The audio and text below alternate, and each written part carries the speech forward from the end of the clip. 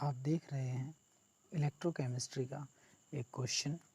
So your question is right the Nernst equation and EMF of the following cells at 298 kelvin.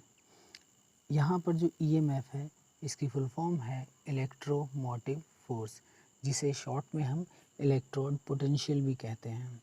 Question को solve करने से पहले हमें नर्नेस्ट equation और EMF के बारे में कुछ नॉलेज ले लेनी चाहिए। तो पहले हम देखते हैं Nernst equation. So we consider a reaction like this, जिसमें एक कैटायन इलेक्ट्रॉन गेन कर रहा है जिससे वो सॉलिड स्टेट में आ रहा है। आप जानते हैं कि इस तरह का प्रोसेस जहाँ पर कोई कैटायन इलेक्ट्रॉन गेन करता है उसे हम कहते हैं रिडक्शन, उसे आप कहते हैं रिडक्शन। अकॉर्डिंग टू नर्नेस्ट, इसके लिए नर्नेस्ट इक्वेशन इस तरह से लिखी जाएगी, जहाँ पर आप कुछ लिखेंगे E is equal E naught. यहाँ पर जो ई नॉड है इसे आप कहते हैं स्टैंडर्ड इलेक्ट्रोड पोटेंशियल। इस वैल्यू में से माइनस होगा 0.059 अपॉन एन। एन यहाँ पे इलेक्ट्रॉन्स का नंबर है। उसके बाद आप लेते हैं लॉग, और फिर देखिए इस रिएक्शन में इसे आप मान सकते हैं प्रोडक्ट और ये ले सकते हैं आप रिएक्टेंट। तो हम यहाँ से ये ऑब्ज़र्व कर सकते हैं कि लॉग के बाद जो भी वैल्यू रखी गई है उसमें ऊपर की ओर, लॉग के बाद जो भी वैल्यू रखी गई है उसमें नंबरेटर में आपका प्रोडक्ट है और डिनोमिनेटर में आपका रिएक्टेंट है। इस तरह से आप इसे याद कर सकते हैं। अब इसी रिएक्शन को हम एक दूसरी तरह से मान सकते हैं कि आपके पास दो रिएक्टेंट हैं ए और बी। तो ए के जो मॉलिक्यूल्स हैं या जो मॉलिक्यूल्स का नंबर है या मोल्स हैं उन्हें हमने कंसीडर किया स्मॉल ए। ऐसे ही जो बी रिएक्टेंट है आपका, इसके मॉलिक्यूल्स या मोल्स को हमने माना है स्मॉल बी। इस रिएक्शन में एन इलेक्ट्रॉन यूज़ हो रहे हैं और आपका प्रोडक्ट बन रहा है capital C and capital D, और इनके मोल्स को भी आपने स्मॉल सी स्मॉल डी से लिया है। अगर इस रिएक्शन के लिए हम ईएमएफ कैलकुलेट करते हैं या इलेक्ट्रोड पोटेंशियल कैलकुलेट करते हैं तो आप लिखेंगे ई सेल इज इक्वल है ई नॉड सेल। फिर यहाँ पर ई नॉड फिर से वही है स्टैंडर्ड इलेक्ट्रोड पोटेंशियल। ये और ये वैल्यू बिल्कुल सेम है, बस आपको यहाँ ध्यान देना है जो लॉग के बाद में है। तो देखिए रिएक्शन में सी और डी आपका क्या है, प्रोडक्ट है। तो जो भी प्रोडक्ट है वो नंबरेटर में आएगा और जो भी रिएक्टेंट है उसे हम डिनोमिनेटर में रख देंगे। तो आपको मेन फोकस करना है कि आप प्रोडक्ट को नंबरेटर में रखेंगे और जो रिएक्टेंट है उसे आप डिनोमिनेटर में रख देंगे। आगे देखते हैं। तो हम कंसीडर करते हैं कि एक रिएक्शन है, एक गैल्वेनिक सेल को आप इस तरह प्रेजेंट कर रहे हैं। तो हमें याद होना चाहिए कि गैल्वेनिक सेल में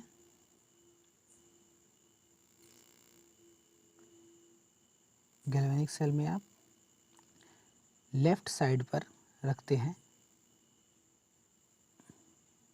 लेफ्ट साइड पर रखते हैं आप एनोड, और राइट साइड में आप रखते हैं कैथोड। और एनोड और कैथोड के बीच में जो डबल लाइन आपने देखी यहाँ यूज़ की है, ये आपका सॉल्ट ब्रिज बताता है।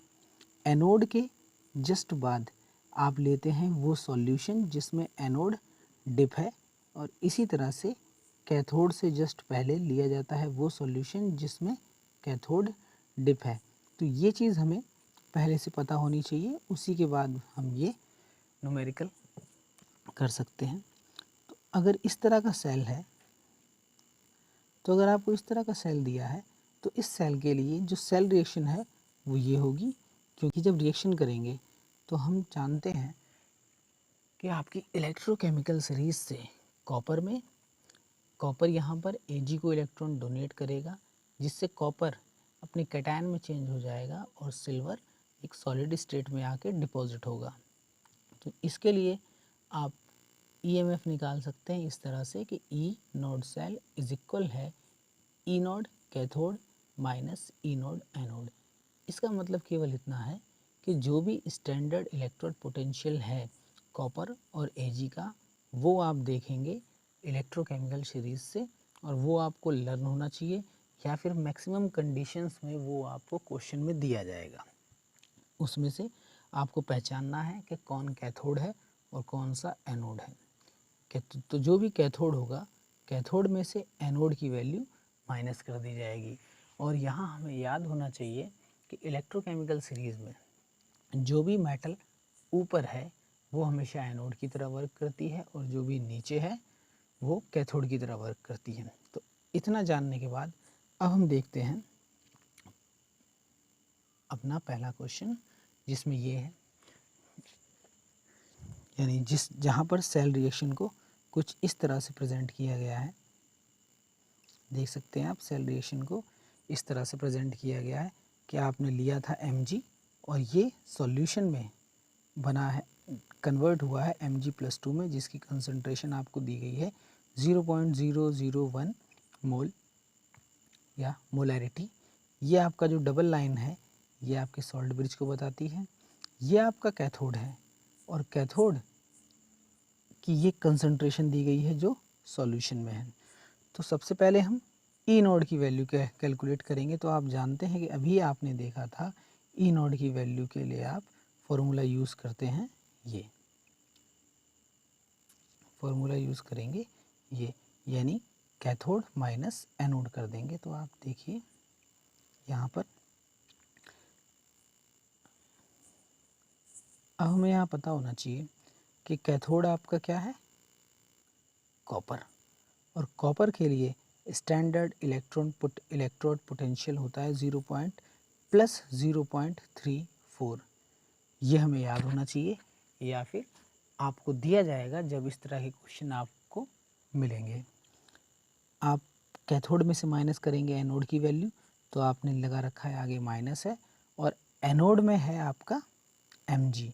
तो Mg का स्टैंडर्ड इलेक्ट्रोड पोटेंशियल है -2.37। इसे जब आप सॉल्व करेंगे तो आपका आएगा 2.17 वोल्ट। इलेक्ट्रोड पोटेंशियल की वैल्यू का जो यूनिट है इसे हम वोल्ट में मेज़र करते हैं। अब आप ये जान गए कि जो ई नोड की वैल्यू है वो आपकी ये आएगी। अब आप इस इक्वेशन से ये जो ई नोड की वैल्यू है नर्नेस्ट इक्वेशन में इसे पुट करेंगे। तो जब भी आप ये काम करेंगे तो पहले हम ई नोड यानी स्टैंडर्ड इलेक्ट्रोड पोटेंशियल कैलकुलेट करेंगे, वो वैल्यू आप नर्नेस्ट इक्वेशन में पुट करेंगे। तो देखिए आगे इस तरह से आप नर्नेस्ट इक्वेशन लिखते हैं, और यहाँ पर आपने अभी वैल्यू कैलकुलेट की 2.17। तो ई नोड की वैल्यू आपने यहाँ पुट कर दी 0.05, यही रहेगा। और यहाँ पे एन की वैल्यू 2 है। ये हमें कैसे पता चलता है, अगर आप रिएक्शन को ध्यान से देखते हैं, अगर आप इस यहाँ ध्यान से देखते हैं तो देखिए Mg से Mg+2 बन रहा है। इट मीन्स यहाँ पर 2 इलेक्ट्रॉन क्या हो रहे हैं, रिलीज़ किए जा रहे हैं। उस पर यहाँ पर भी 2 ही इलेक्ट्रॉन का ट्रांसफ़र हो रहा है। तो जो भी नंबर ऑफ इलेक्ट्रॉन ट्रांसफ़र हो रहे हैं, यानी कोई एलिमेंट है जो उसे गेन कर रहा है और कोई डोनेट कर रहा है, वही इलेक्ट्रॉन के नंबर को आप प्रेजेंट करते हैं n से। तो आपने यहाँ पर इसकी वैल्यू रख दी है 2। आगे है आपका लॉग, पहले ये देखते हैं, आगे है आपका लॉग। इसके बाद देखिए हमने कहा था कि ऊपर रहेगा प्रोडक्ट, नीचे आएगा रिएक्टेंट। अगर ऐसे नहीं कर सकते तो आप यहाँ से देख लीजिए कि यहाँ जो वैल्यू होगी, जो लेफ़्ट साइड में आएगा उसे हमने रखा है यहाँ पर Mg, और जो यहाँ है कॉपर Cu+2 उसको कंसंट्रेशन आप लेंगे डिनोमिनेटर में।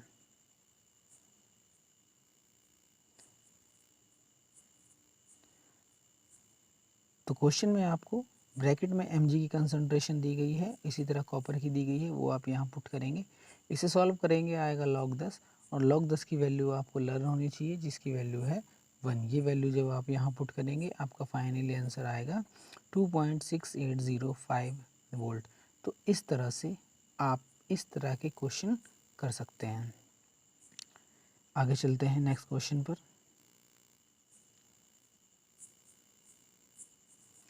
नेक्स्ट क्वेश्चन है आपका ये, जहाँ पर आपको Fe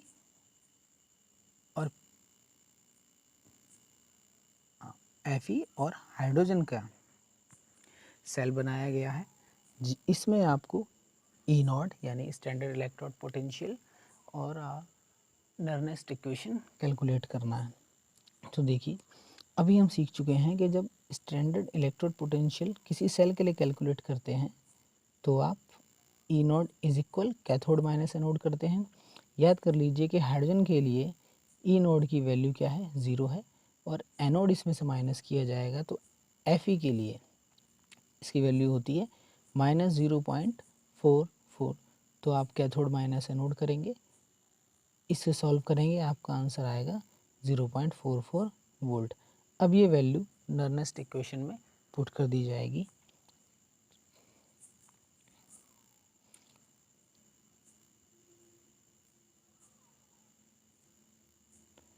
तो नर्नेस्ट इक्वेशन के अकॉर्डिंग आप इस तरह से लिख सकते हैं, जहाँ पर Fe+2 ऊपर होगा, H+2 H+ और यहाँ पर ये ध्यान रखना है कि H पर, एक मिनट,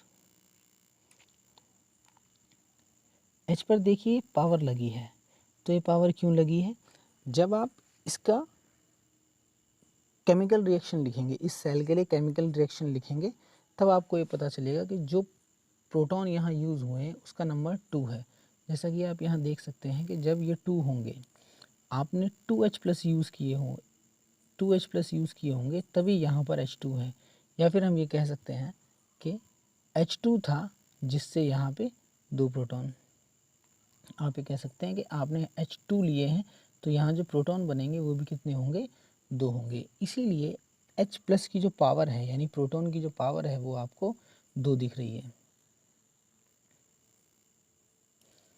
तो इस तरह से आप इनकी कंसंट्रेशन यहाँ से देख के देखिए, H+ की कंसंट्रेशन 1m है तो H+ की जगह पे आपने 1 रखा है और इस पर पावर लगा दी, और आप जानते हैं सॉल्व करने पर कोई फ़र्क नहीं पड़ेगा, 1 ही आएगा। Fe+2 की कंसंट्रेशन दी गई है आपको यहाँ पे। तो आप इस तरह से इसे सॉल्व करेंगे तो फाइनली आंसर आपको मिलने वाला है 0.5285 वोल्ट, जो कि आपका ये है। चलते हैं नेक्स्ट क्वेश्चन की तरफ। तो नेक्स्ट क्वेश्चन में आपको सेल दिया गया है टिन और हाइड्रोजन के बीच। अब हमें ये पता होना चाहिए कि जो हाइड्रोजन सेल जब यूज़ किया जाता है किसी सेल में तो वहाँ पर आप Pt का इलेक्ट्रोड यूज़ करते हैं, यानी प्लेटिनम का इलेक्ट्रोड यूज़ करते हैं। तो आप देख सकते हैं कि ये जो डबल लाइन है ये सॉल्ट ब्रिज को प्रेजेंट कर रही है, ये आपका एनोड है, ये आपका कैथोड है। तो बिल्कुल उसी तरह से आप यहाँ ई नोड की वैल्यू कैलकुलेट करेंगे, जिसमें से कैथोड माइनस एनोड होगा। कैथोड आपका हाइड्रोजन है, इसकी वैल्यू 0 है। एनोड आपका है टिन और इसकी वैल्यू होगी -0.14। सॉल्व करने पर आपका ई नोड मिलेगा। ये ई नोड की वैल्यू आप नर्नेस्ट इक्वेशन में यहाँ पुट करेंगे तो फाइनली जब आप इसे सॉल्व करेंगे, अब आप ये चीज़ देख लीजिएगा, लॉग ही है बस। एन की वैल्यू आप यहाँ से देख सकते हैं कि फिर से यहाँ पर आपको H2 है तो यहाँ H2 से 2H बने होंगे, या फिर आप देख लीजिए कि टिन से Sn+2 हुआ है, यानी यहाँ 2 इलेक्ट्रॉन शिफ्ट हो रहे हैं, तो यही वैल्यू एन की जगह पर पुट कर दी जाएगी और फाइनली आंसर आपको मिलेगा ये 0.08 वोल्ट। नेक्स्ट देखते हैं। यहाँ स्टूडेंट्स को थोड़ी कन्फ्यूज़न हो सकती है, तो जब आप इसे करें, यहाँ आप कैथोड और एनोड की रिएक्शन लिख के करें, या फिर अगर ये समझ ना आए तो हम इसको किसी नेक्स्ट वीडियो में भी दोबारा कर सकते हैं। फिर भी कोशिश कीजिए समझने की। आप जानते हैं कि फर्स्ट ऑफ ऑल हम यहाँ पे